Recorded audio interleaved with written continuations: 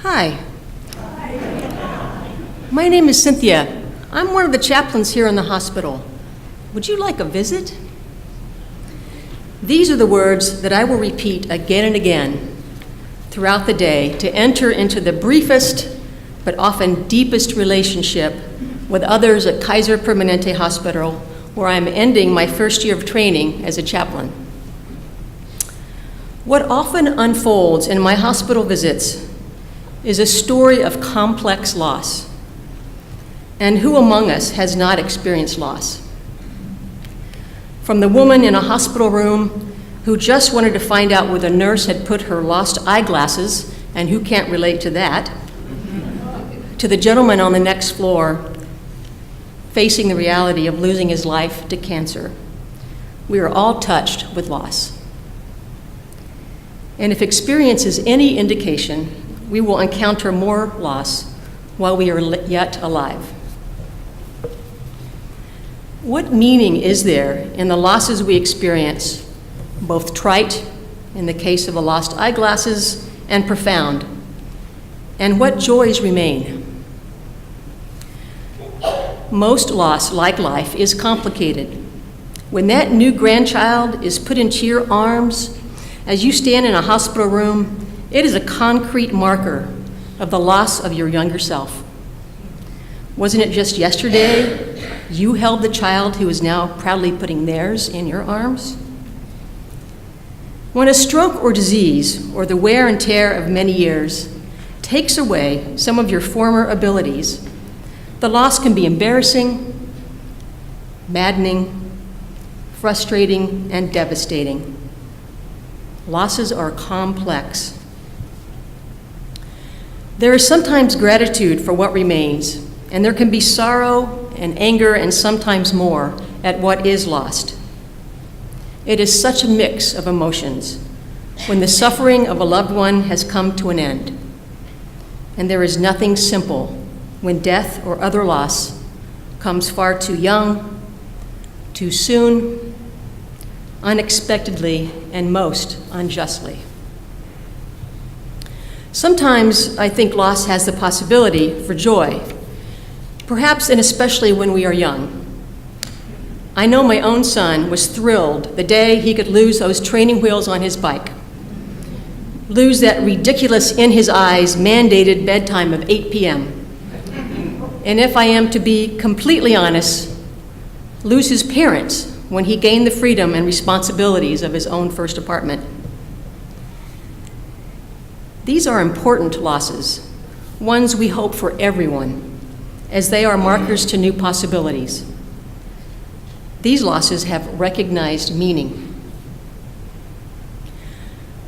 But throughout life, unexpected and unwanted loss, the kind I see in the hospital and experienced when I lost each of my own parents, when I have lost friends, is most painful and shattering, whether in the emergency room, the intensive care unit, the medical surgery, or the neonatal units, and each literally screams for meaning.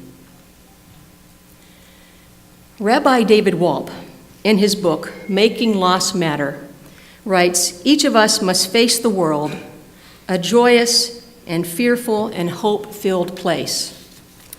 We will lose what we love." I have learned a great deal about love and loss as a daughter, as a parent, as a friend and caregiver, and now as a hospital chaplain. One of the things I have learned is the benefit of sharing loss, whether with friends or family or a chaplain. In the face of loss, we can create a space to hold what is true and real, and sometimes just plain scary. We sit, we hold hands, we share in soft voices what brings meaning to our lives, of the love we have known and the losses we have endured. In this sharing, we hold the realities of our lives. We need each other more than we know. It is an honor for me to have been with some of you, to have heard your stories. Sometimes I see you in the hospital or in your home, but most of the time I see you right here, and I have to say I am in awe of you. We at MDUUC know how to be with one another. I am honored to bear witness to what is most important in your lives, and I am honored to bear witness as a hospital chaplain. Let me share a story with you. I arrived at the hospital one morning, and I was summoned to the emergency room to find a young and grieving spouse. Suddenly and unexpectedly, he had become a widower within the last few minutes.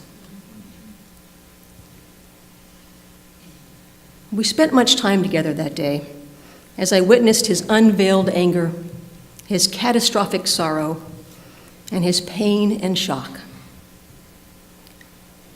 Phone calls to family were made, tears were shed, and others gathered.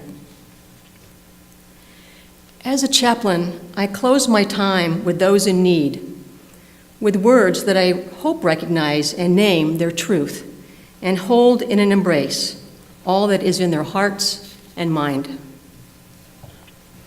As a new chaplain intern last year, as I prepared myself to speak with patients and their families, I was sometimes filled with trepidation.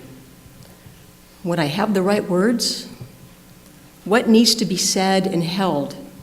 And what can I know of this kind of pain? On this particular day in the emergency room, when I asked if it was the right time to share some words, I was humbled.